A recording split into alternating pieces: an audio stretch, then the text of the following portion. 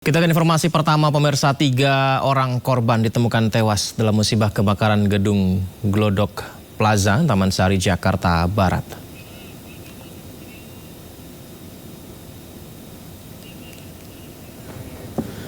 Dari 8 orang yang sempat dinyatakan hilang, 3 orang telah berhasil dievakuasi petugas Dinas Penanggulangan Kebakaran dan Penyelamatan Jakarta.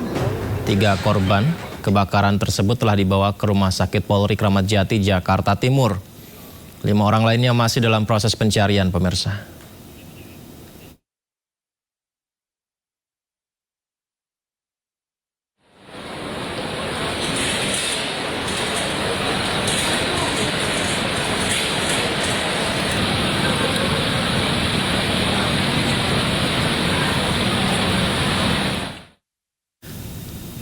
Sebelumnya, pemirsa, kebakaran ini menghanguskan 4 lantai gedung Glodok Plaza, Jakarta Barat dan sudah berhasil dipadamkan pagi tadi. Pihak pemadam kebakaran menurunkan 36 unit mobil pemadam dan 180 personil untuk memadamkan api yang membakar sebagian gedung. Upaya pendinginan terus dilakukan untuk memastikan semua titik api berhasil dipadamkan. Seperti yang kita lihat bersama, ini adalah gambar kebakaran di gedung Glodok Plaza. Akibat peristiwa ini, 4 lantai gedung mengalami kerusakan, pemirsa. Kebakaran terjadi pada Rabu malam. Bermula dari lantai 7, kemudian api cepat merambat ke lantai-lantai lainnya.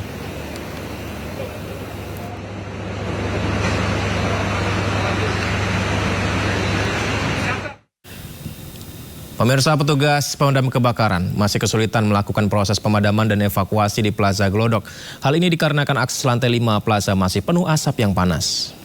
Untuk kita ke lokasi TKP sebenarnya agak susah ya.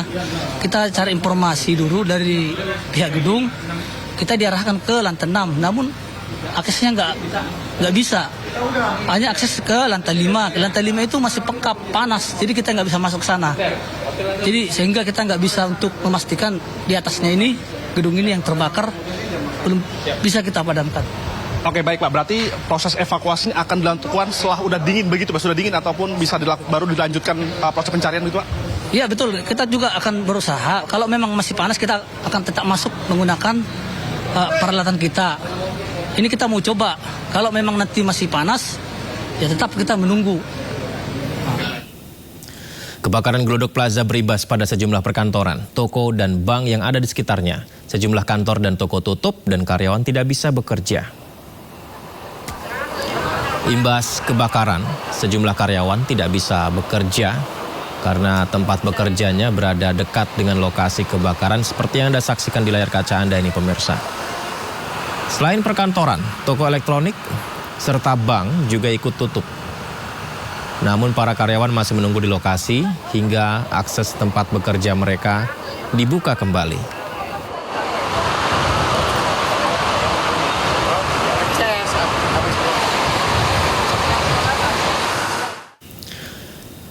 Untuk mengetahui situasi terkini ada rekan Nata Arman di Glodok, Jakarta. Nata, apakah ada informasi terbaru dari pencarian korban yang masih hilang dalam kebakaran Glodok Plaza, Nata? Baik, selamat malam Yudi dan juga pemirsa. Terkait dengan penemuan terkait dengan korban yang baru saja berhasil dievakuasi dengan kondisi meninggal dunia. Tadi baru saja 3 kantung jenazah diturunkan oleh petugas pemadam kebakaran yang dibawa dari antara lantai 7 dan juga lantai 8. Karena memang untuk titik api sendiri ini bermula di lantai 7 dan juga 8. Dan tadi prosesnya sendiri ketika sudah berhasil dievakuasi, para petugas pun melakukan penurunan evakuasi dari kantung jenazah melalui pintu yang ada di depan saya ini atau di depan layar kaca Anda, pemirsa. Kemudian hingga dengan saat ini masih dilakukan juga proses pendinginan dan juga pengerahan dari berbagai alat-alat canggih dari petugas pemadam kebakaran dengan menggunakan tentunya pakaian khusus untuk bisa masuk mengakses ke dalam gedung. Namun ada juga kendala yang dirasakan ketika proses evakuasi berlangsung karena yang pertama, pada malam hari ini, terutama pencahayaan sangat gelap dibandingkan dengan tadi siang. Kemudian untuk listrik juga seluruhnya yang dimatikan, sehingga tentunya butuh kemampuan yang lebih ekstra dalam proses evakuasi pada kali ini juga. Kemudian dari petugas juga menyediakan berbagai tabung oksigen untuk bisa mengakses ke dalam, karena memang untuk pintunya sendiri banyak sekali pintu dan juga akses-akses yang bisa menuju ke lantai 7, lantai 8 seperti itu. Jadi tidak hanya satu pintu. Kemudian tadi kami juga mendengarkan informasi dari petugas pemadam kebakaran yang mana mereka ada juga yang masuk melalui pintu lobi utama depan, beberapa orang, jadi sehingga dilakukan pecah tim seperti itu. Dan hingga dengan saat ini juga proses evakuasi masih berlangsung oleh petugas. Dan tadi total keseluruhan yang dilaporkan keluarga ada 8 orang meninggal yang hilang, kemudian dikonfirmasi 4 orang meninggal dunia. Dari 3 orang tersebut sudah dievakuasi sekitar tadi pukul 3 sore, kemudian pukul setengah 5 lewat atau mendekati jam 5 sore tadi berhasil dievakuasi 3 orang. Kemudian ini pun langsung dibawa ke Rumah Sakit Polri Kramat Jati untuk dilakukan identifikasi karena mengingat untuk kondisi jenazah yang sudah tidak utuh lagi, sehingga itulah yang menyulitkan dari identifikasi apakah korban ini atas inisial siapanya. Kemudian juga ada yang sampaikan bahwa sebelumnya kebakaran kemarin terjadi pada sekitar pukul setengah 10 malam ini terjadi bermula di lantai 7, kemudian yang merupakan diskotik, kemudian juga merembet ke atas dan juga merembet sampai dengan lokasi-lokasi tempat jualan-jualan elektronik segala macam, karena juga ditambah lagi dengan berbagai konstruksi yang banyak yang sudah rapuh, kemudian juga ditemukan banyaknya korban-korban atau jasad yang meninggal dunia tadi menyatu dengan material-material yang sudah meleleh seperti itu, sehingga menyulitkan dari proses evakuasi sendiri. Ditambah lagi dengan kondisi pada malam hari ini yang tentunya menjadi tantangan tersendiri dari para petugas pemadam kebakaran. Sementara saya kembalikan pada Anda di studio, Yudi. Nata, tadi teman-teman di sana melaporkan bahwa proses evakuasi dan pemadaman terkendala karena asap yang pekat di dalam gedung, khususnya di lantai 5 hingga ke atas, kemudian juga situasi yang masih panas di sana. Apakah saat ini sudah berlangsung aman dan evakuasi bisa dilakukan? Baik Yudi, terkait dengan hal tersebut kami belum bisa mengatakan apakah situasi di dalam seperti apa, karena kami pun tidak bisa mengakses, hanya petugas pemadam kebakaran saja yang bisa masuk dengan peralatan khusus seperti baju anti radiasi, kemudian menggunakan masker oksigen seperti itu. Karena yang jelas apabila kita lihat ini situasi memang sepertinya sudah padam. Namun apabila ketika siang hari atau sore hari tadi ketika terang, ini masih ada asap-asap yang keluar dari berbagai terobong asap atau dari kaca-kaca yang pecah bekas kebakaran seperti itu. Sehingga inilah disinyalir masih ada tanda-tanda bara api yang masih menyala, karena untuk proses pendinginan sendiri ini tidak cukup lama, sampai dengan saat ini juga masih dilakukan pendinginan seperti ada blowers yang besar bertenaga tinggi seperti ini, kemudian juga air-air yang saat ini masih dilakukan pengisian ulang kembali untuk melakukan pendinginan yang sampai dengan saat ini masih dilakukan. Dan juga apabila nanti sudah berhasil ditemukan satu korban yang dievakuasi dari lantai 7 atau lantai 8 tadi, nanti tentunya akan dibawa menuju ke Rumah Sakit RS Polri dengan ambulan yang ada persis di hadapan saya saat ini. Kemudian nantinya langsung menuju ke RS Polri Kramat Jati untuk dilakukan identifikasi. Dan juga tadi kami berbincang juga dengan beberapa pemadam kebakaran dan juga petugas BPBD yang mengatakan bahwa sejak pagi hari beberapa keluarga dari korban yang merasa kehilangan atau lost kontak, mereka mendatangi posko yang ada di sisi sebelah kanan saya, cukup jauh, memang lokasi sekitar 40 meter dari lokasi saya berdiri, dan di situ pun ada lengkap nama, data segala macam, dan juga nama, usia dan jenis kelamin. Sehingga inilah diharapkan mereka atau keluarga korban diharapkan mendapatkan informasi secepatnya, sehingga mereka tidak lagi menunggu ataupun khawatir seperti itu apabila memang ditemukan dengan kondisi yang selamat. Sangat bersyukur, apabila tidak kami mengucapkan sangat turut berduka cita. Sementara saya kembali pada Anda di studio, Yudi. Hingga malam seperti sekarang, dugaan penyebab dari peristiwa kebakaran ini apakah sudah disampaikan petugas, Nata? Baik, sementara untuk dugaan dari terjadi kebakaran pada kemarin malam pukul 21.30 waktu Indonesia Barat, ini merupakan busa yang ada di sekitaran busa peredam seperti itu. Kemudian juga ada juga yang mengatakan sempat terjadi korsleting listrik, sehingga inilah yang menyebabkan penyulutan api. Tapi ini juga masih dilakukan penyelidikan lebih lanjut, mengingat saat ini proses dari pemadaman, pendinginan dan juga proses evakuasi masih berlangsung, sehingga kami juga masih menunggu update informasi terupdate dari pihak terkait. Yudi. Terakhir Nata, gambarkan kepada kami saat ini aktivitas di sana apa saja yang dilakukan petugas, dan juga apakah ada keluarga dari korban hilang ataupun korban meninggal dunia yang juga ada di sana. Baik, terkait dengan aktivitas saat ini yang dilakukan petugas, seperti biasa ada yang masih beberapa alat seperti genset, kemudian juga alat blower besar yang ada di hadapan saya ini masih diarahkan ke dalam. Kemudian juga ada juga petugas yang masuk dari pintu sebelah, jadi dibagi pecah tim seperti itu untuk melakukan pencarian.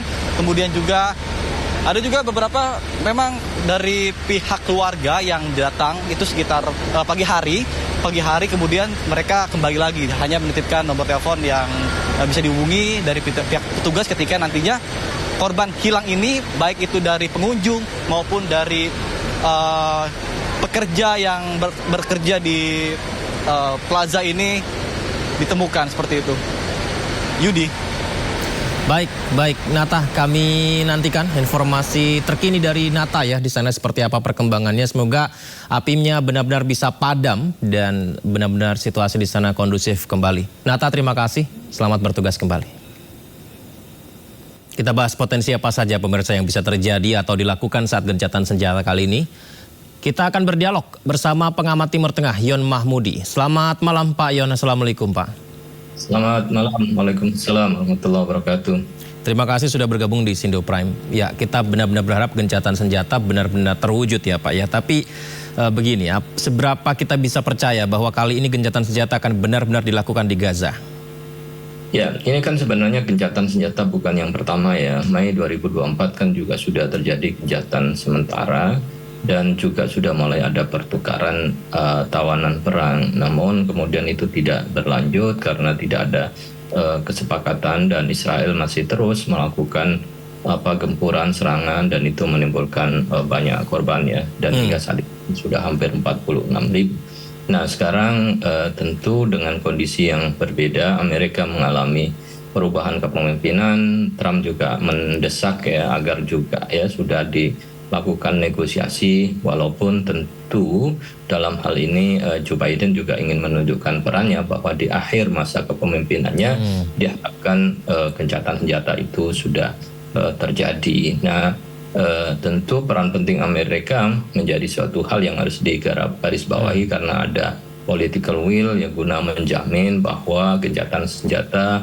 secara gradual akan terjadi dan hingga sampai masa fase ketiga menjadi gencatan yang permanen, termasuk juga Israel meninggalkan wilayah Gaza secara total. Tapi kita juga harus melihat ya kemungkinan yang mungkin terjadi.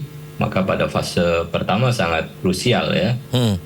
Ketika Israel sudah mulai menarik diri dari wilayah yang berpenduduk di Gaza menuju wilayah-wilayah yang di perbatasan, memastikan tidak ada kegiatan ya udara baik itu berkaitan dengan senjata maupun juga lalu lalang ya kendaraan udara, pesawat dan lain sebagainya. Itu kan untuk memastikan wilayah itu bersih ya dari kemungkinan potensi serangan dari Israel pada masa gencatan di awal. Kalau itu terjadi kemudian tawanan perang sudah dilakukan dan maka karena masuk pada fase yang kedua yang memastikan ya setelah semua humanitarian bisa masuk, maka fase berikutnya kan dipastikan juga Israel melakukan penarikan diri dari wilayah Gaza dan akan mendapatkan imbalan, dikeluarkan tawanan perang yang lebih banyak, termasuk di dalamnya juga ada tentara Israel yang tentu imbalannya jauh lebih besar ya.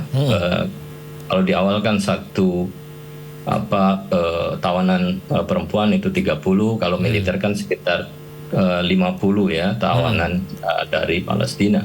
Nah komitmen itu saya kira harus dijaga dan kredibilitas Amerika akan dipertaruhkan apabila kemudian Israel melakukan pelanggaran yang kesekian kalinya. Jadi saya kira ini menjadi pertaruhan yang besar terutama kepemimpinan baru Trump berikutnya ini. Sudah beberapa kali dilakukan gencatan senjata. Pak Yon, apakah ada yang membedakan dengan gencatan senjata sebelumnya hingga kali ini Israel akan benar-benar mematuhinya, Pak? Nah, yang membedakan adalah ada jaminan ya dari negara-negara besar ya. Dari Amerika yang menjamin bahwa Israel akan mematuhi.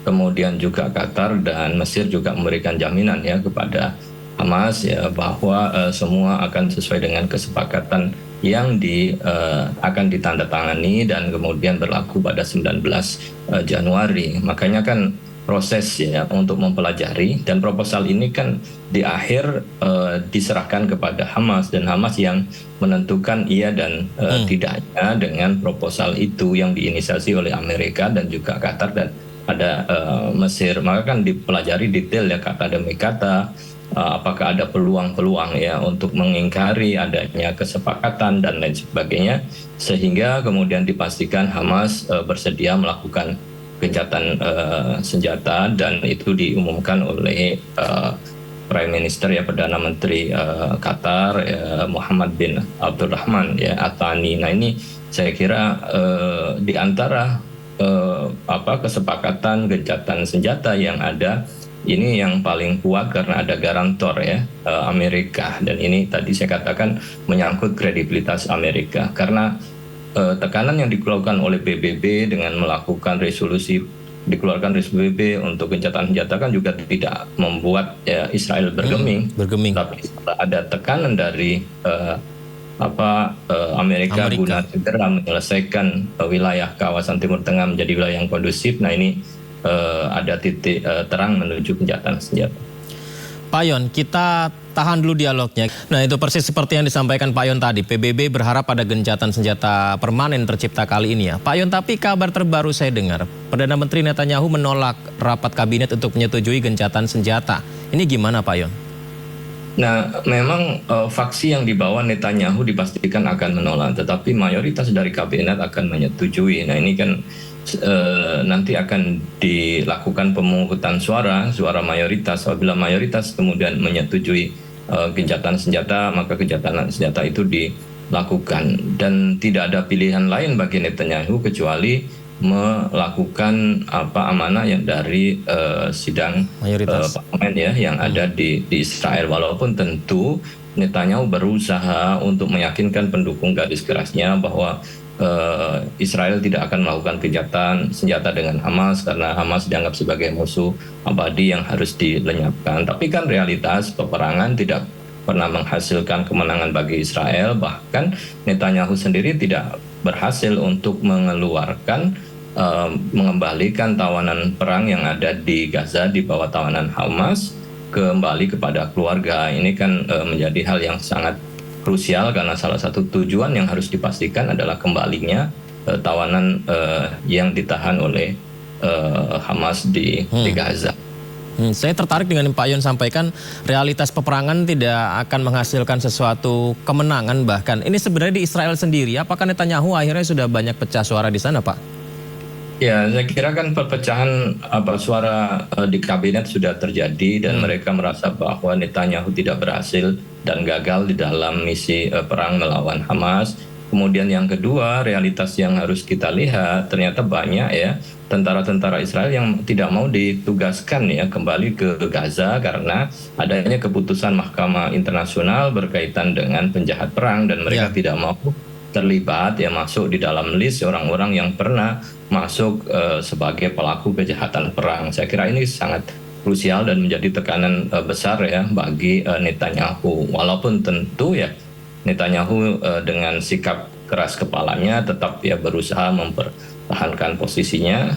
Namun ya gelombang di Israel sendiri nampaknya juga tidak berpihak kepada keputusan Netanyahu dan lebih menyambut adanya gencatan senjata karena mereka menginginkan keluarganya bisa kembali dengan selamat ke Israel.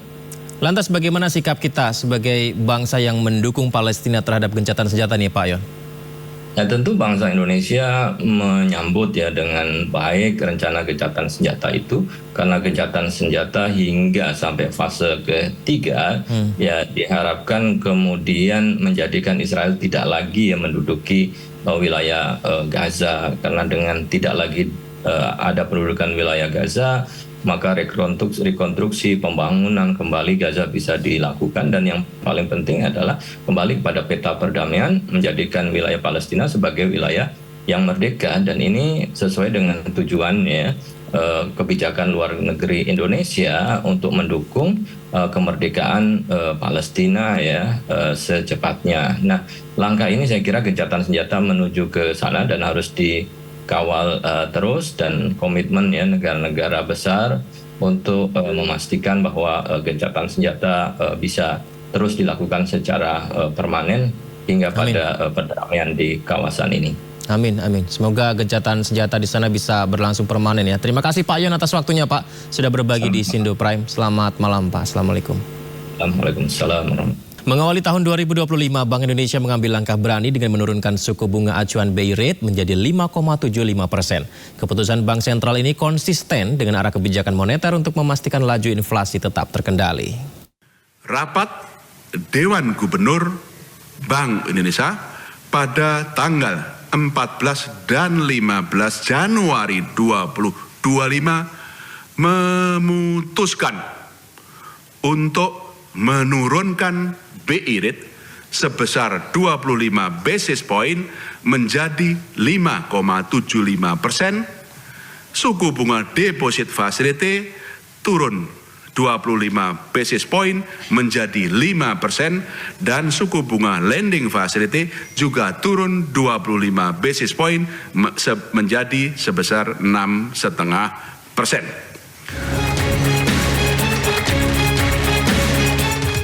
Demikian pernyataan Gubernur Bank Indonesia Peri Warjio terkait hasil rapat Dewan Gubernur Bank Indonesia yang memutuskan untuk menurunkan suku bunga acuan BI rate menjadi 5,75% di awal tahun 2025. Bank Sentral juga menurunkan suku bunga deposit facility menjadi 5% dan suku bunga lending facility turun menjadi 6,50%. Sebelumnya, BI rate bertahan di level 6% selama 4 bulan terakhir. Keputusan untuk menurunkan suku bunga acuan ini konsisten dengan arahan kebijakan moneter Bank Sentral dalam memastikan tetap terkendalinya inflasi dalam sasaran 2,5 +-1% di 2025 dan 2026. Langkah tersebut juga seiring dengan terjaganya nilai tukar rupiah yang sesuai dengan fundamental untuk pengendalian inflasi dalam sasarannya dan sebagai upaya untuk mendorong pertumbuhan ekonomi nasional. Sementara itu, BI akan terus mengarahkan kebijakan moneter untuk menjaga inflasi dalam sasaran dan nilai tukar yang sesuai fundamental dengan tetap mencermati ruang turut mendorong pertumbuhan ekonomi sesuai dinamika yang terjadi pada perekonomian global dan nasional.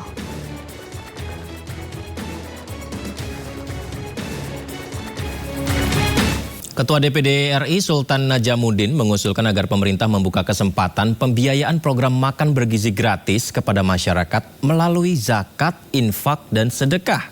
Nah, hal ini menuai reaksi dari pihak istana.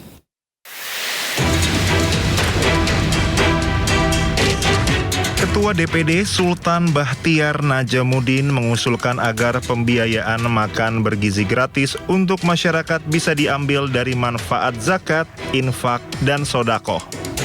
Hal ini disampaikan Sultan pasca rapat paripurna pembukaan masa sidang ketiga.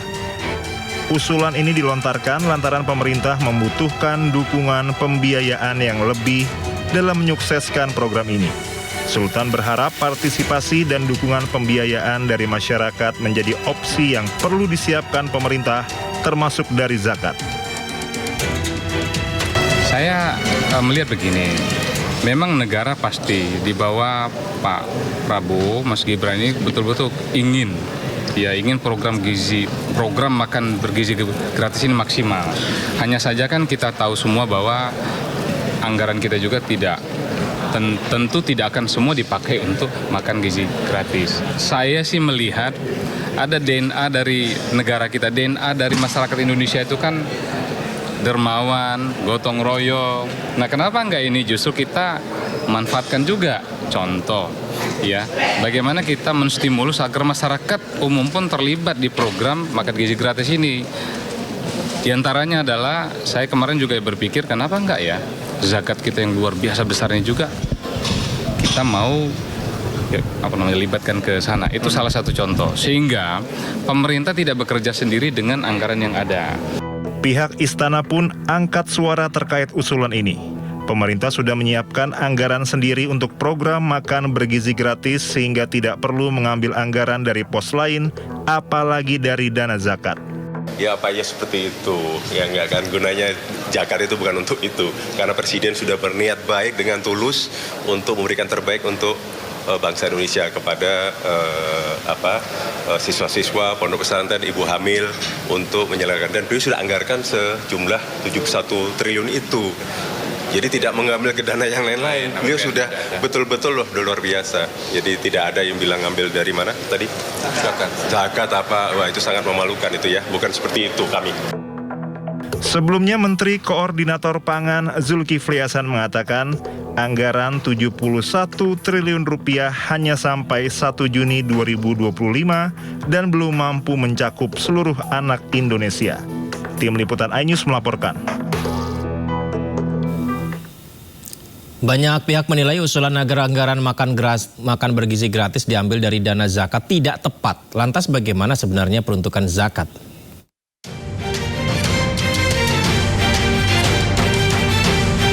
Usulan agar anggaran makan bergizi gratis diambil dari dana zakat, infak, dan sodakoh menuai reaksi. Publik menilai peruntukan dana zakat bukanlah untuk program serupa. Dalam Islam, ada 8 golongan yang berhak menerima zakat.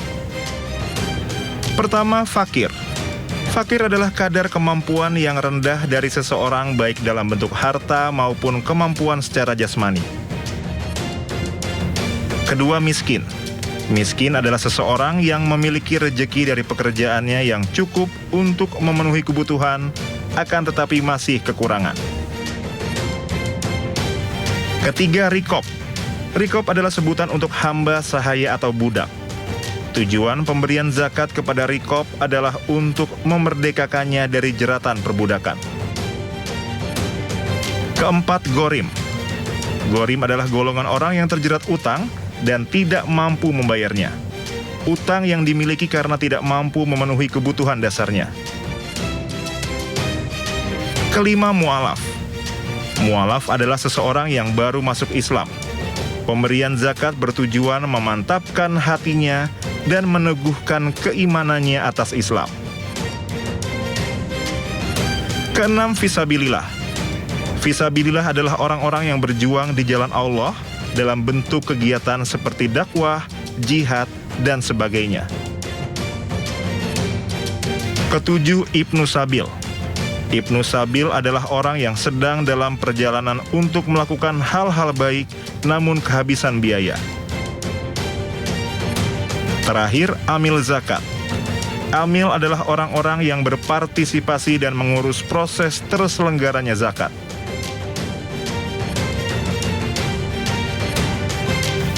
Untuk membahas polemik usulan anggaran makan bergizi gratis diambil dari zakat, kita berbincang dengan Wasekjen MUI Ihsan Abdullah. Saya sapa.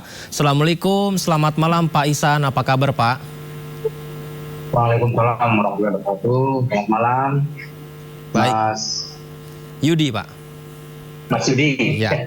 Terima kasih banyak Pak Ihsan sudah bergabung di Sindo Prime. Baik Ya, Pak Ihsan, kita Yudi, tadi mendengar bersama ada usulan nih Pak. Tadi dari DPD, Ketua DPD RI yang bilang mengajak partisipasi publik membantu makan bergizi gratis, salah satunya lewat zakat, infak, atau sedekah. Memangnya boleh Pak Ihsan ya?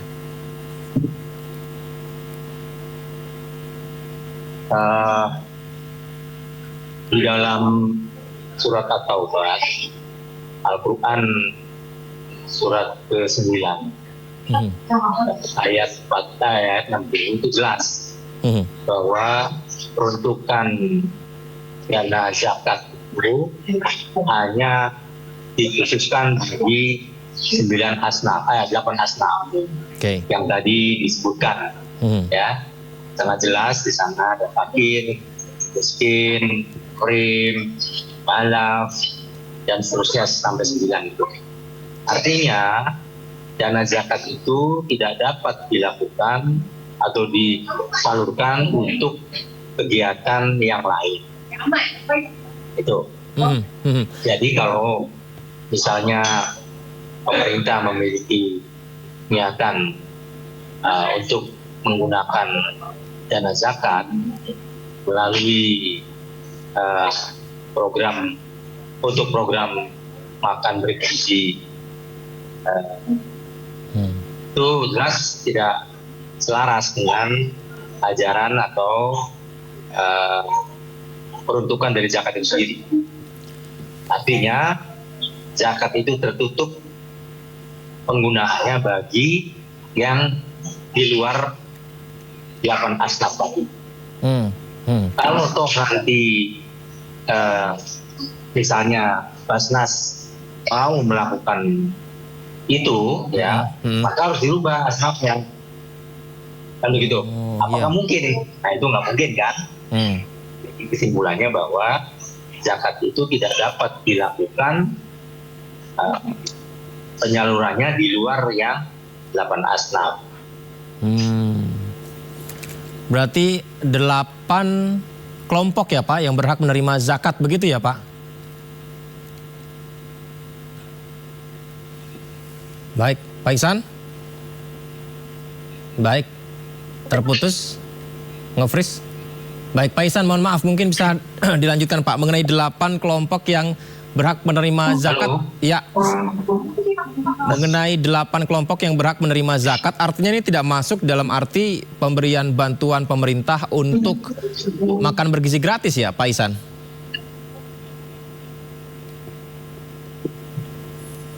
Baik, bisa mendengar suara saya, Pak Ihsan? Iya, dengar. Baik, Pak Ihsan, begini, kalau misalkan ada anak-anak sekolah yang dalam kondisi yang membutuhkan bantuan, bahkan makan saja mungkin mereka sulit, begitu Pak Ihsan, baik fakir miskin ataupun juga anak yatim piatu, begitu Pak. Apakah ini bisa mengambil dari zakat Pak dalam hal ini Pak? Kalau itu bisa kan masuk di dalam kategori miskin dan tambah cahaya yang itu dibebaskan dalam kemiskinan, ya kan? Tetapi kan harus dirubah, bukan program makan bergizi gratisnya, bergizi dan gratis, kan begitu. Dan itu dalam program khusus. Nah, maka saya katakan tadi bisa mengambil dari salah satu asnaf yang 8 tadi, kan begitu. Nah, itu agar dibicarakan dengan Basnas kalau memang pemerintah akan melakukan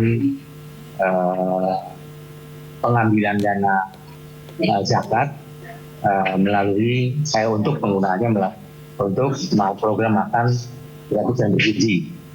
Jangan sampai nanti nih ya peminat atau pembayar zakat melalui Basnas nanti itu berkurang karena mereka tidak merasa mendapatkan endorse atau izin bahwa dana zakat yang dibayarkannya itu digunakan untuk program yang lain. Ini penting ya, karena prinsipnya apa yang terkumpul di dalam Basnas itu bukan milik Basnas atau bukan milik negara, tetapi adalah amanah, fiduciary amanah dana masyarakat yang dihimpun dari dana zakat untuk nanti disalurkan kepada 8 asnaf tadi.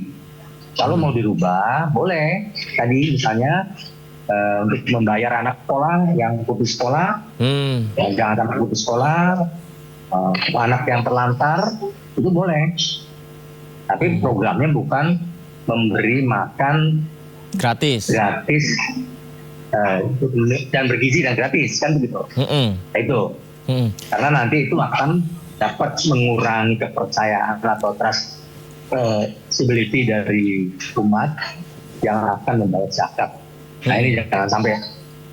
Mungkin bisa dengan cara yang lain. Kami menyarankan ya bisa saja dari dana-dana hasil kejahatan korupsi misalnya kan.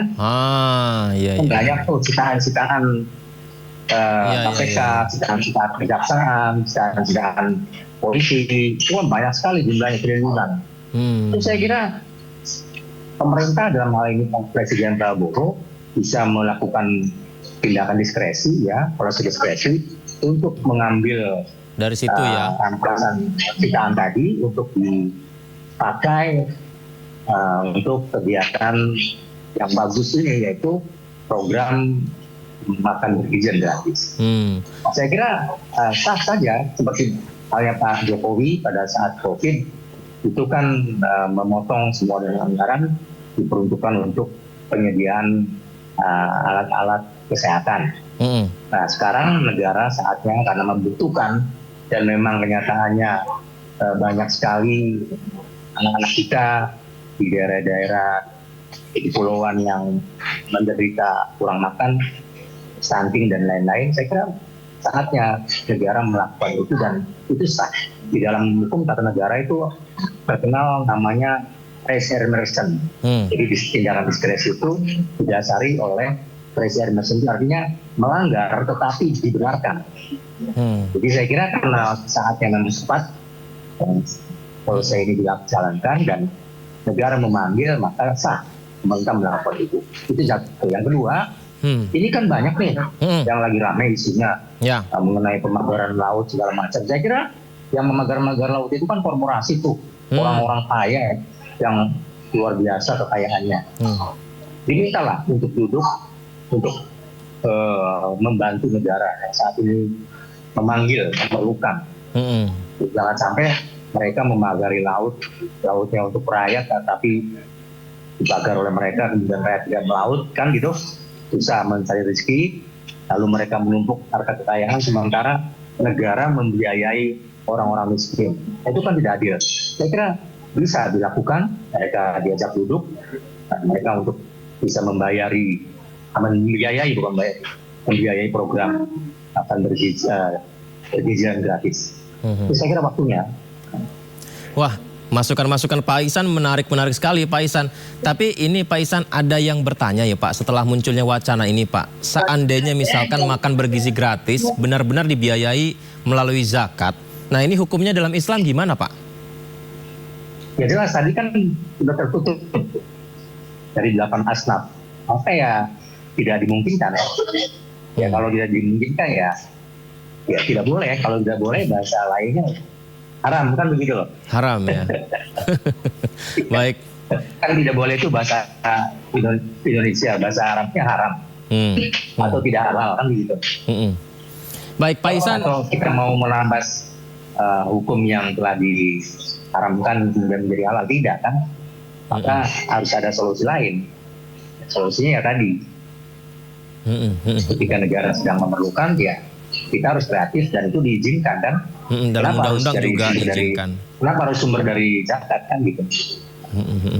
Baik, Pak Ihsan dan juga pemirsa, sebelum kita lanjutkan dialog ini Pak Ihsan, kita simak dulu pernyataan Kepala Staf Kepresidenan AM Putranto yang menegaskan memang pemerintah sudah menyiapkan anggaran sendiri untuk program makan bergizi gratis sehingga tidak perlu mengambil dari zakat.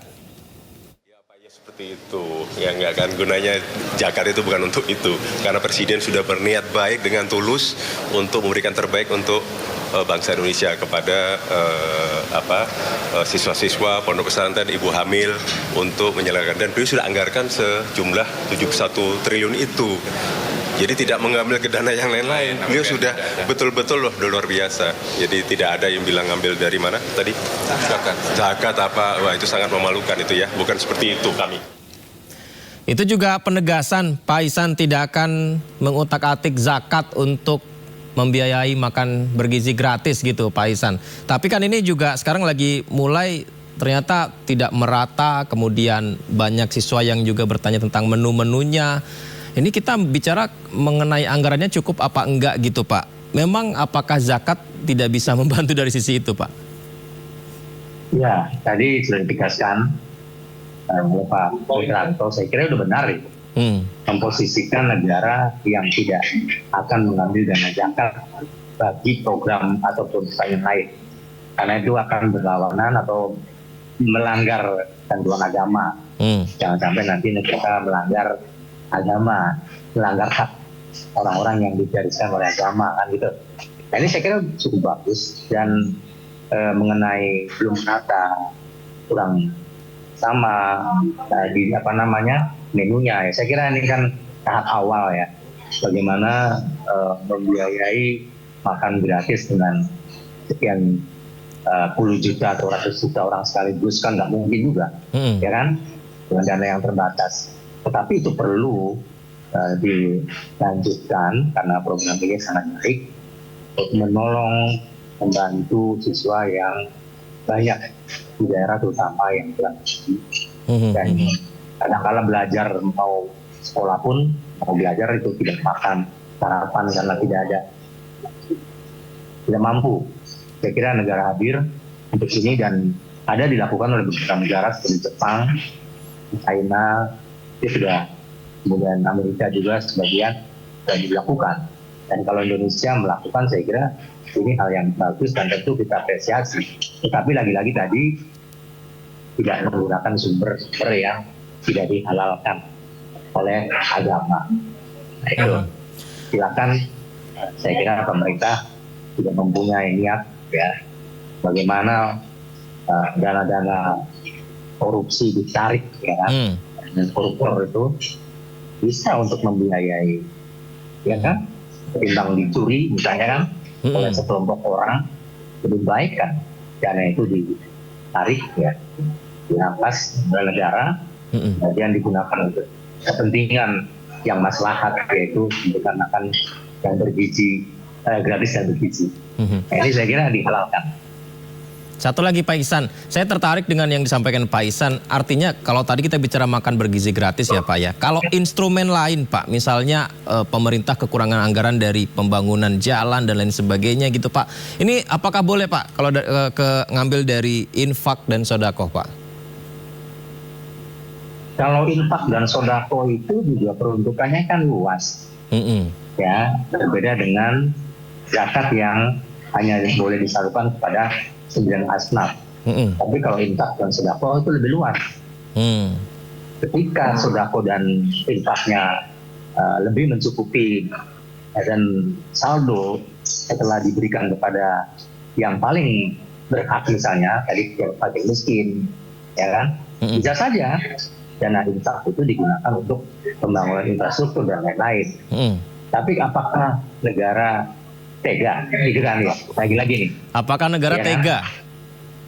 Iya, karena itu kan haknya du'afa. Nah itu. Jadi infak dan sedekah itu haknya du'afa yang harus dimakmurkan terlebih dahulu ketimbang membangun infrastruktur apapun. Kecuali ya, misalnya madrasah, sekolah, ya kan? Tempat ibadah, gitu kan? Kemudian sarana-sarana publik yang memang masyarakat membutuhkan. Infrastruktur dimaksud adalah yang sekitar itu. Tapi kalau misalnya infrastruktur jalan, ya kan, itu ya janganlah, kalau bisa dihindari menggunakan dana infak dan sodako. Karena sesungguhnya orang yang infak dan sodako itu inginnya di dalam hati mereka ketika mereka memberikan infak dan sodako agar dapat diterima kepada orang yang berhak,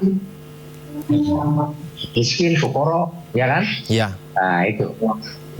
Jadi harus dipilah itu. Walaupun memang diizinkan, kan? Artinya penggunaan dana infak dan sedekah itu lebih luas, tidak hanya menyangkut 8 asnaf, tapi ada yang paling berhak. Nah, tentu inilah yang harus didahulukan. Baik, menarik sekali Pak Ihsan. Terima kasih banyak Pak Ihsan atas informasi dan juga wawasan yang dibagikan kepada kami Pak. Semoga saja makan bergizi gratis benar-benar tepat sasaran dan merata ya Pak. Terima kasih Pak Ihsan. Assalamualaikum, selamat malam. Terima kasih, Assalamualaikum, selamat malam. Ya pemirsa, program makan bergizi gratis sudah berjalan 2 minggu secara nasional. Program ini dinilai Menko PMK Pratikno turut memajukan ekonomi kelompok menengah dan bawah.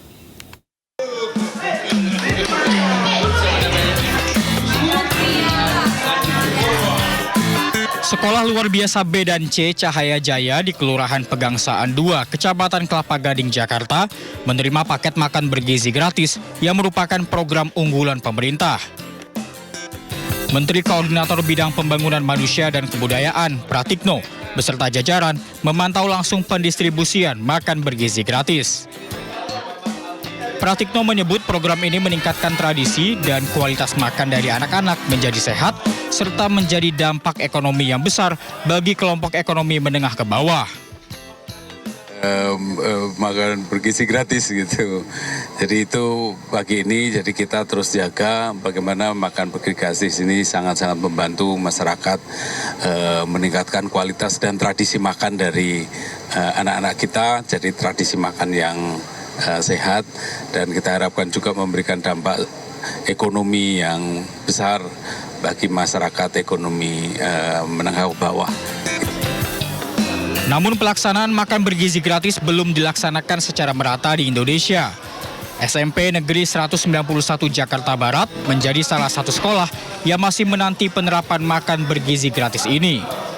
Pihak sekolah mengaku hanya sabar menanti giliran mengingat mayoritas siswa berasal dari ekonomi menengah ke bawah. Merujuk pada data, sebesar 67% siswa dari total 845 siswa merupakan pengguna kartu Jakarta Pintar.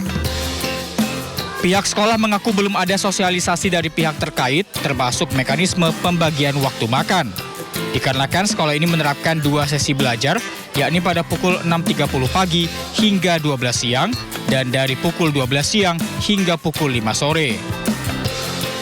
Tim Liputan, iNews melaporkan. Menteri Kebudayaan Fadly Zon melakukan inspeksi mendadak di Dapur Satuan Pelayanan Pemenuhan Gizi dan Kecamatan Panakukang 1, Kota Makassar, Sulawesi Selatan. Hal ini untuk memastikan program makan bergizi gratis berjalan dengan baik. Ini apa? Ayam? Ikan, Pak?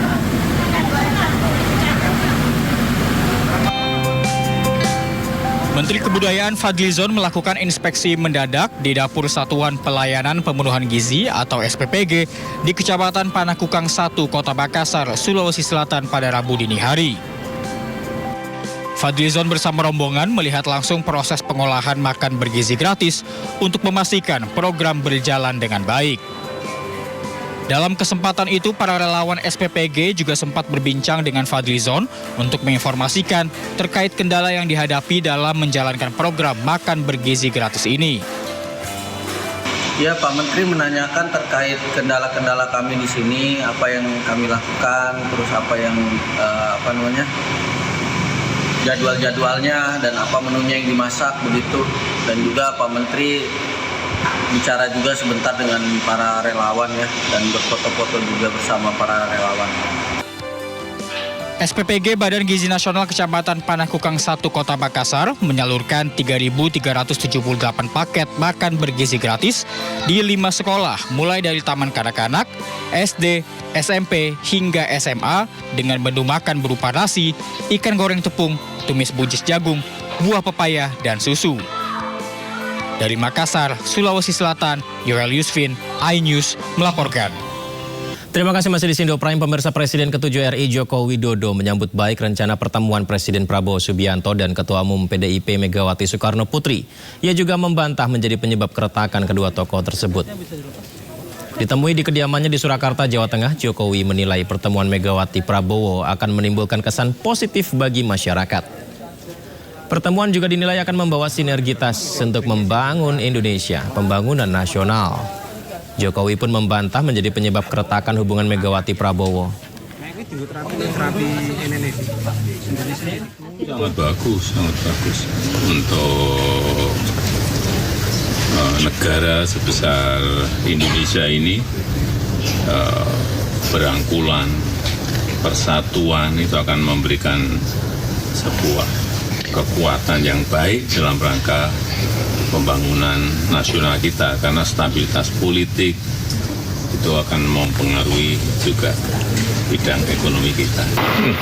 Apa hubungannya saya dengan hubungan beliau-beliau? Tapi kalau selama ini melihat hubungan mereka seperti apa sih, Pak? Ya belum tahu ya, belum, udah berapa, 2,5 tahunan belum bertemu. Jelang Kongres PDI Perjuangan, wacana pertemuan Megawati dan Prabowo kembali mencuat. Sekjen Partai Gerindra Ahmad Muzani mengaku ditunjuk menjadi perantara kedua tokoh tersebut.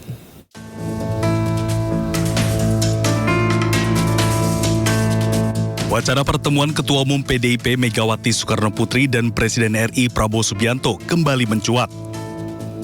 Kedua pihak disebut telah menunjuk utusan untuk menjadi perantara pertemuan. Sekjen Partai Gerindra Ahmad Muzani mengaku menjadi utusan Prabowo Subianto. Ia pun menyebut pertemuan diharapkan bisa terjadi paling cepat bulan ini. Ya ada pesan-pesan. Pesan seperti apa sih Pak Muzani? Pesannya untuk Bu Mega? Ya, Ibu Mega menyampaikan beberapa pesan. Saya berdoa mudah-mudahan bisa bulan ini makin cepat makin bagus. Sehingga pertemuan antar kedua beliau diharapkan bisa membawa angin segar bagi perbaikan bangsa. Sebelumnya, dalam pidatonya di HUT PDIP 10 Januari lalu, Megawati mengungkap hubungannya dengan Prabowo baik-baik saja. Bahkan Megawati juga menyebut Prabowo sangat senang dengan nasi goreng buatannya. Pak Prabowo nih, orang mikir saya sama dia itu, wah kayaknya musuhan atau apa? Enggak. Padahal dia senang saya masakin nasi goreng. Udah lama. Ada yang ngomong, Bu, ada yang udah minta nasi goreng. Bintang nasi goreng. Loh aku lagi mumet, anak-anakku banyak yang gak jadi. Wacana pertemuan Megawati Prabowo telah ramai dibahas sejak Oktober 2024 lalu. Sempat diisukan keduanya akan bertemu saat ulang tahun Prabowo pada 17 Oktober 2024, namun tak terlaksana. Tim Liputan iNews melaporkan.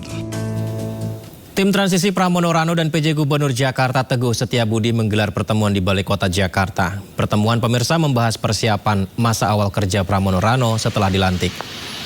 Pertemuan antara tim transisi Pramono Rano dengan PJ Gubernur Jakarta berlangsung di Balai Kota Jakarta. Namun Pramono Rano tidak bisa hadir menemui PJ Gubernur lantaran ada kegiatan lain.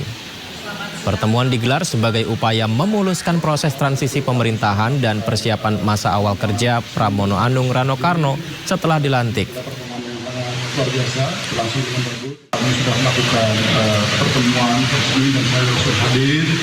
Ini adalah pertemuan yang sangat luar biasa, berlangsung dengan bagus, dengan akrab. Dan intinya adalah kami punya semangat yang sama, kami punya tekad yang sama, bersama. Bagaimana kemudian nanti agar gubernur dan wakil gubernur terpilih kemudian dilantik bisa langsung melakukan tugas pokok fungsinya dengan lebih baik lagi, pokoknya dengan langsung baik. Ini kita harus, jadi kita mempersiapkan semuanya. Tadi kami masih bicara demo karena kita hanya diskusi berbagai hal, tapi intinya tekadnya adalah sama. Bukan lagi suatu dikotomi invasi dan kontrol, tapi kali adalah satu. Bagaimana kita sama-sama punya semangat untuk menyiapkan agar nanti bisa berjalan jauh. Maraknya proyek pagar laut ilegal menjadi perhatian pemerintah. Presiden Prabowo Subianto setuju untuk menindak, menyegel, dan mengusut siapa di balik keberadaan pagar laut ilegal.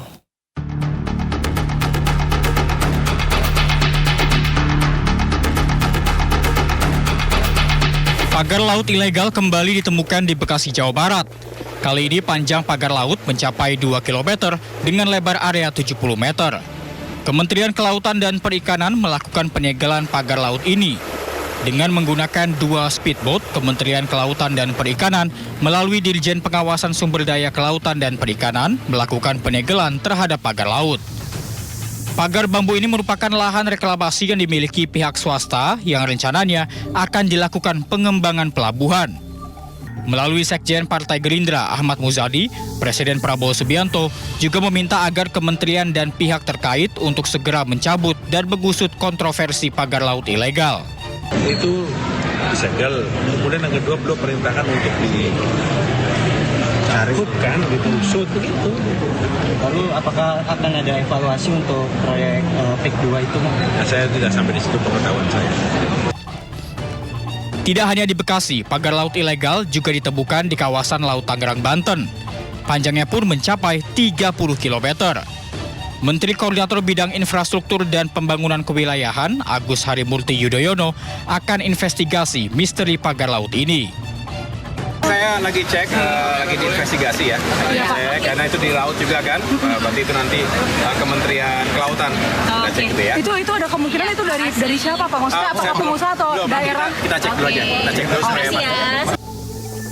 Kementerian Kelautan dan Perikanan RI telah menyegel pagar bambu ini. lantaran pagar bambu di Laut Tangerang tidak memiliki izin kesesuaian kegiatan pemanfaatan ruang laut. Pelaku memasang pagar sekitar 700 meter dari garis pantai di kawasan terlarang untuk kegiatan pemanfaatan ruang laut tanpa izin. Hingga kini, pihak berwajib masih menyelidiki pihak yang bertanggung jawab atau pelaku pemasangan. Tim Liputan, iNews melaporkan. Kementerian Kelautan dan Perikanan menyegel pagar laut di Laut Bekasi, Jawa Barat. Pemagaran laut untuk reklamasi tersebut dihentikan sementara oleh Dirjen PSDKP karena tidak memiliki izin pemanfaatan kawasan perairan dan ruang laut. Oh iya. Dengan menggunakan 1 buah dan 2 kapal speedboat, Kementerian Kelautan dan Perikanan melalui Dirjen Pengawasan Sumber Daya Kelautan dan Perikanan melakukan penyegelan terhadap pagar laut yang berada di Laut Bekasi, Jawa Barat, Rabu siang. Proyek pagar laut sepanjang 2 km dengan lebar 70 meter ini dihentikan sementara oleh KKP karena tidak memiliki perizinan pemanfaatan kawasan perairan dan ruang laut. Dari KKP, kami sudah menyurat kegiatan ini di tanggal 19 Desember. Ya, 19 Desember kami sudah menyurat untuk menghentikan kegiatannya pemagaran tadi dengan ada dampingnya. Sementara menurut Kadis KKP Provinsi Jawa Barat Hermansyah, pagar bambu ini merupakan lahan reklamasi yang dimiliki pihak swasta untuk pengembangan pelabuhan, namun sangat disayangkan tidak ada alur lalu lintas nelayan. Dari Jakarta, Sofyan Firdaus, iNews melaporkan. Bareskrim Polisi menyita barang bukti uang senilai 103,2 miliar rupiah dari penetapan tersangka korporasi dalam perkara dugaan tindak pidana pencucian uang judi online. Bareskrim Polri, pemirsa, menetapkan 2 tersangka dalam perkara tindak pidana pencucian uang kasus judi online usai menyita salah satu hotel di wilayah Semarang, Jawa Tengah. 2 tersangka ini terdiri dari korporasi dan perseorangan. PT AJP terbukti telah menampung uang hasil judi online milik FH untuk membangun hotel Arus yang dibangun PT AJP. Alhamdulillah dari pengungkapan ini, hari ini kami sampaikan bahwa kita sudah menetapkan tersangka. Yang pertama yaitu korporasi, yaitu PT AJP yang berkantor di Hotel Arus juga di Semarang. Kemudian tersangka yang kedua yaitu FH. Dua-duanya sudah cukup bukti, artinya memenuhi 2 alat bukti yang sah untuk kita tingkatkan statusnya menjadi tersangka. Kami sampaikan bahwa penetapan tersangka ini kita lihat bahwa proses penyidikan kita khususnya terkait masalah modus operandi yang dilakukan oleh kedua tersangka khusus untuk PT AJP ini adalah korporasi yang menampung uang dari rekening FH Candisari, Kota Semarang, Jawa Tengah. Kemudian FH sendiri di PT AJP sebagai komisaris.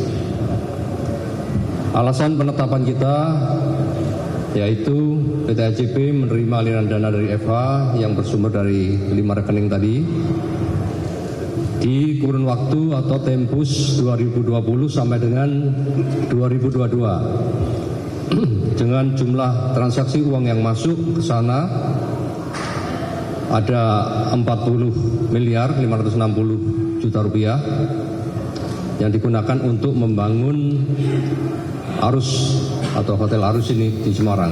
Musyawarah Nasional luar biasa Munaslup Kamar Dagang Indonesia Kadin menetapkan secara resmi Anindya Bakri menjadi Ketua Umum Kadin Indonesia periode 2024 hingga 2029.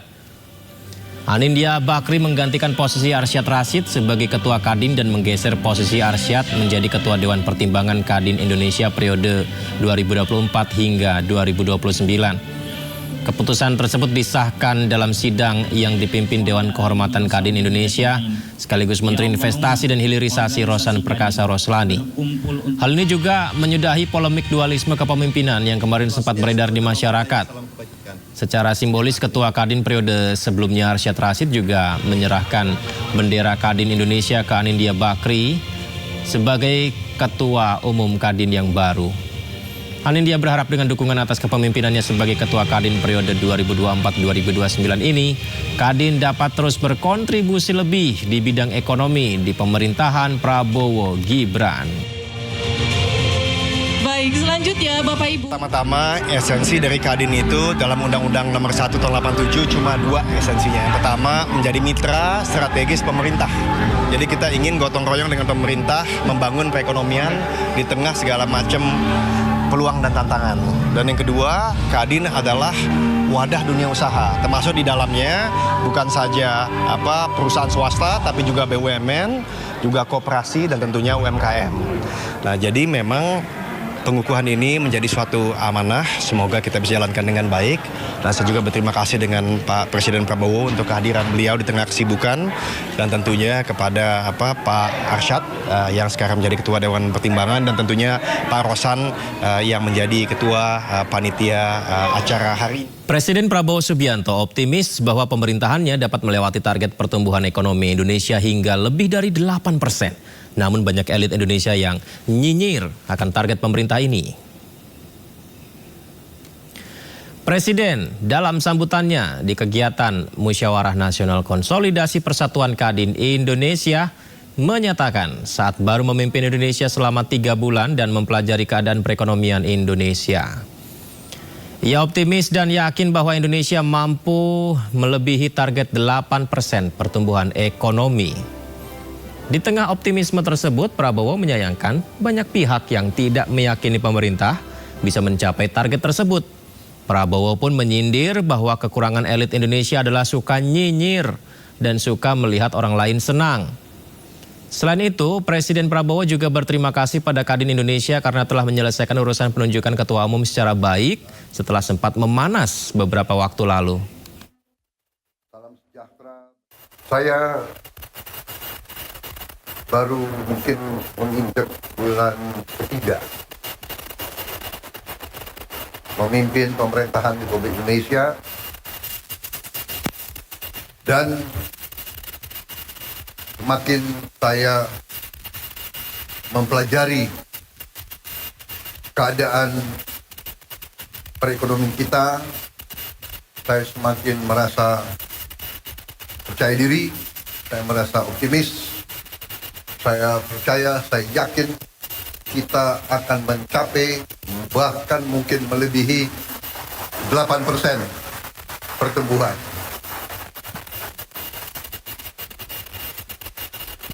Mungkin banyak yang nyinyir, karena ini memang salah satu kelemahan daripada elit Indonesia adalah tidak percaya diri, ya kan? Suka melihat kawan susah melihat kawan senang. Ini sifat kita, harus koreksi diri.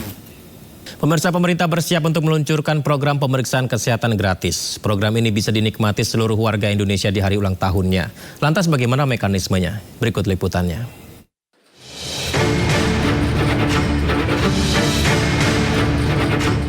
Pemerintahan Prabowo Gibran kembali memberikan kado bagi warga Indonesia. Kali ini, warga Indonesia yang berulang tahun akan mendapatkan kado berupa pemeriksaan gratis. Program pemeriksaan kesehatan gratis ini dirancang untuk 60 juta warga Indonesia pada tahun pertama, yaitu 2025.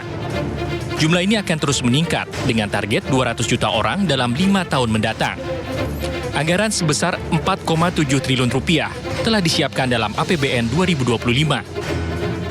Menteri Kesehatan Budi Gunadi Sadikin tekankan pemeriksaan kesehatan gratis bukan hanya bertujuan untuk mengobati, tetapi juga kepada pencegahan. Pelaksanaannya pun akan berlaku di puskesmas, bukan rumah sakit. Ini bayangkan untuk seluruh masyarakat Indonesia. Jadi beda itunya dengan yang seperti yang dilakukan di rumah sakit, ini dilakukan di puskesmas untuk kelompok balita. Jadi baru lahir pun ada tuh screeningnya harus dilakukan. Kemudian anak-anak, remaja ada beda screeningnya. Kemudian dewasa dan juga lansia. Karena screeningnya berbeda-beda, karena jenis penyakit yang diperiksanya juga berbeda-beda. Pemerintah telah mengklasifikasikan pemeriksaan berdasarkan usia. Untuk balita, pemeriksaan difokuskan pada penyakit-penyakit bawaan lahir. Bila terdeteksi, penyakit ini bisa ditangani lebih awal dan mencegah risiko keterbelakangan mental pada anak. Sementara untuk remaja, pemeriksaan difokuskan kepada obesitas, diabetes, hingga kesehatan gigi. Sedangkan untuk usia dewasa, pemeriksaan berfokus pada deteksi dini kanker, seperti kanker payudara, leher rahim, paru, dan usus besar. Penyakit hipertensi juga menjadi salah satu perhatian pemerintah. Tidak hanya itu, kesehatan jiwa juga masuk dalam fokus pemeriksaan. Untuk warga lanjut usia, pemeriksaan menitik beratkan pada kondisi kesehatan yang berkaitan dengan proses penuaan seperti Alzheimer, osteoporosis, dan stroke. Untuk menikmati program ini, warga harus mendaftarkan diri di aplikasi Satu Sehat. Nanti bila sudah terdaftar, warga bisa datang ke puskesmas atau fasilitas kesehatan terdekat dan menunjukkan kartu identitas. Nantinya, bila sudah terverifikasi, mereka bisa menikmati pemeriksaan kesehatan lengkap secara gratis. Rencananya program pemeriksaan kesehatan gratis akan dimulai bertahap pada Februari 2025. Pemerintah berharap program ini bisa meningkatkan harapan hidup rakyat Indonesia. Tim Liputan iNews melaporkan. Wabah Human Metapneumovirus atau HMPV di Cina tengah disorot dunia. Virus ini menyebar dengan sangat luas dan cepat, menyebabkan lonjakan kasus yang signifikan di wilayah Cina bagian utara. Virus HMPV dilaporkan telah ditemukan di Indonesia, pemirsa, di mana semua kasus yang ditemukan melibatkan anak-anak. Kementerian Kesehatan meminta masyarakat untuk tidak panik lantaran HMPV bukanlah virus baru dan sudah dikenal dalam dunia medis. Jadi secara klinis karakteristiknya itu berbeda dengan kalau kita khawatir virus HMPV ini akan menjadi seperti COVID. Sama sekali berbeda karena patogennya berbeda, virusnya berbeda. Dan HMPV ini sebenarnya sudah ada sejak tahun 2001. Oh, bukan baru berarti, Prof? Bukan baru. Hanya ini kasusnya meningkat di beberapa negara yang sedang mengalami musim dingin. Biasanya kalau beberapa negara yang mengalami musim dingin itu kasus influenzanya meningkat. Dan salah satu diantaranya adalah HMPV. Baik, apakah gejalanya seperti apa dan mungkin apa yang diserang jika kita terkena HMPV nih? Seperti batuk-batuk kah atau sesak nafas kah mungkin? Jadi gejala klinisnya seperti gejala influenza biasa. Seperti influenza biasa? Seperti influenza biasa, ada pileknya, ada demamnya, ada batuknya. Jadi gejalanya sih ringan, kecuali pada beberapa orang yang terkena immunocompromise. Immunocompromise itu kekebalan tubuh yang rendah. Baik. Misalnya balita, lansia, orang-orang yang mengalami pengobatan khusus dengan steroid, misalnya penyandang SLE, atau mengalami penurunan kekebalan tubuh karena penyakitnya, misalnya HIV. Nah, itu yang harus diwaspadai karena HMPV-nya bisa menyebabkan terjadinya infeksi di paru-paru yang kita kenal dengan pneumonia viral. Tapi pada orang-orang normal, dewasa normal, itu akan sembuh dengan sendirinya. Terus melakukan evaluasi, melihat tren yang ada di Indonesia dengan mengumpulkan angka-angka statistik pada influenza-like illness atau ILI. Kemudian kematiannya, perjalanan klinisnya kita evaluasi terus. Kalau memang ada kematian yang meningkat, maka kita terus tingkatkan statusnya menjadi status kewaspadaan. Tetapi sekarang dari data-data yang kita punya, dari rekomendasi WHO dan dari rekomendasi CDC, masih belum menunjukkan tanda-tanda severity seperti COVID-19.